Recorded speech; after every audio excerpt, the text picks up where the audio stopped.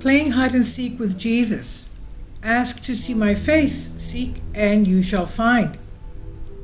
Today, this week I've been babysitting my grandchildren, who are, of course, home for summer vacation. And we were talking about things. Basically, my grandson showed me some images of clouds that had the face of Jesus, an angel, a cross, things like that. He said, "Look, Grandma, look what this person has on social media." He's 7 years old. And I looked at them and said, well, some of them, I said to him, some of them don't look real, but you know that Jesus does use clouds to capture our attention. And we were talking about that, so I pulled out the Christian Orthodox Study Bible, and I had his sister, because he was looking at things on the cloud pictures, and I said, open up the Holy Bible by chance, as our church tells us to do, because every time we pray, we speak to Jesus, but every time we open the Holy Bible, God speaks to us. Now, she opened up the Holy Bible, and she just, it was like, 2,000 pages, whatever. She just put her finger into the Bible, and I said, where did your eye fall onto? And it was 2 Maccabees chapter 2, something 2. And it talked about how God used a cloud to speak through the cloud to Moses and, of course, Solomon. And I said, to glorify, and they were glorifying God that way. God was glorified that way. And I said to her, what does this say here about the cloud? And she says, Jesus used the cloud. I said, yes. So I asked my grandson, I said, does God use clouds? He says here he used the cloud at the time of Moses, at the time of Solomon, and with us as well. He'll use anything to capture our attention. And then my grandson said, Mom, I have this little girl in my class. She doesn't believe in Christ. I said, well, why don't you tell her this? I said, just tell her, Christ even uses clouds to get our attention, to make us believe in him. And if she just walks away, that's fine. But don't be surprised if she comes back a little later, days later, and tells you, something, I noticed something in the clouds, and it reminded me of what you told me, that Jesus even uses clouds to get our attention, to make us believe in him. I said, that's how Jesus works. And we're an apostolic church. We tell one another that Jesus is alive. And then I said to him, do you want to open up the Holy Bible? I said, what do you want to ask him? He says, Grandma, I want to ask him, why can't I see you? Where are you? I want to see you. I want to see your face. Jesus, I want to see your face. That's what he said.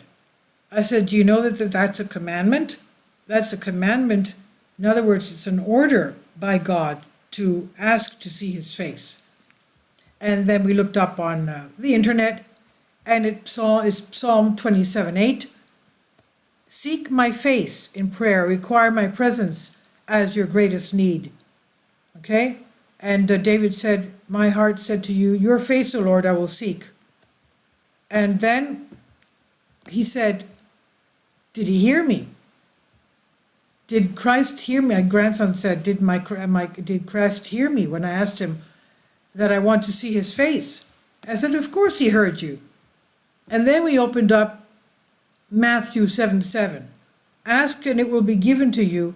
Seek and you shall find. And I asked him, what does it say there? These are the words of Jesus Christ. Ask and it will be given to you. Seek and you will find. Knock and the door will be open to you. Keep on asking and you will receive what you ask for. Keep on looking, seeking, and you will find it. Keep on knocking and the door will be open to you. Ask and it will be given to you. Seek and you will find it. Knock and the door will be open to you. And you know what they started doing? They said, we want to see that. Well, my grandson and his sister, 2 years younger, they started having a little hide and seek with Jesus. Where are you, Jesus? They were knocking on all the doors of the house, the bathroom doors, the bedroom doors, everything, every door that they could find, going upstairs, downstairs, knocking on all the doors. Where are you, Jesus? Looking into their school bags, looking into everything, and under the seats. Where are you, Jesus? And I said, okay, that's enough. He heard you, but he will also show you his face. At one point where it's a personal thing and you don't know when, but he knows. He knows you've asked him.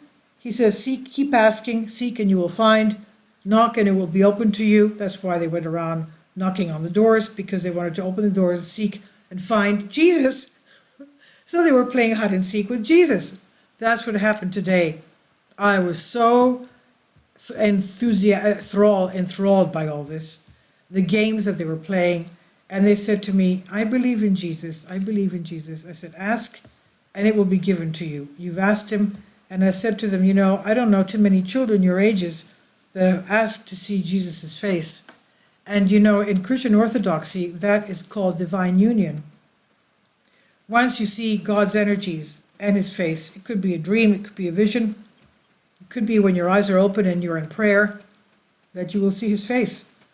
And I also told them what I've learned and what I've read, that usually, though, you could see an angel before that. You could see a saint or even the Virgin Mary before seeing our Lord Jesus Christ. So this I'm putting out there for all of you, and even those who are grandparents who want to somehow bring their children to faith. It's a game. It's a beautiful thing, opening up the Holy Bible. I told you and another thing we did. They have a children's Bible as well, the one with the beautiful pictures in them, So I asked my granddaughter to bring the children's Bible, and she opened it up, and it opened up on Moses and the commandments. And we said that God gave Moses the commandments on 2 stone tablets. They said, what are the commandments? So we started reading the commandments one by one. And one of the commandments was, thou shalt not use the name of the Lord thy God in vain. In other words, when you call Christ or the Virgin Mary, Jesus Christ, when you say, oh, what is that? And at one point, the little girl was doing her summer homework, and she made a mistake, and she said, she used the name of Christ. I said, okay, you called him, now what? She says, what do I say? I said, well, tell him I want to be with you forever. Be with me always. Tell him something. Because you called him and he's listening, so don't use his name in vain. Use it as a prayer. So they understood that as well. So we did a lot of work today when opening up the Holy Bible. The images of social media on concerning clouds. Yes, he does use clouds. And of course, the opening up to Moses and the 10 Commandments. We read through the 10 Commandments.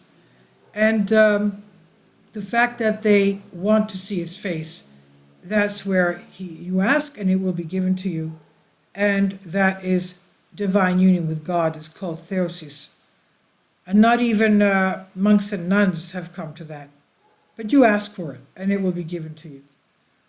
I did also tell them that there have been children saints. There have been very great sinners who became saints. And there were, of course, saints in every country of the world, and even grandmas and grandpas, and children. I said, you are little saints, believing in Christ. You are little representatives of Christ. When you talk to people, you know always that Christ is with you. When you open your mouth, talk as if Christ would be talking. So they were listening to me. They were so eager to learn more and more. At one point I said, leave it for another day because you're too small. So I guess we'll continue tomorrow, depending on what they feel like doing. That's something I wanted to share with you today. I think that's very important. The enthusiasm that children had, and they even wanted to play hide and seek with Christ.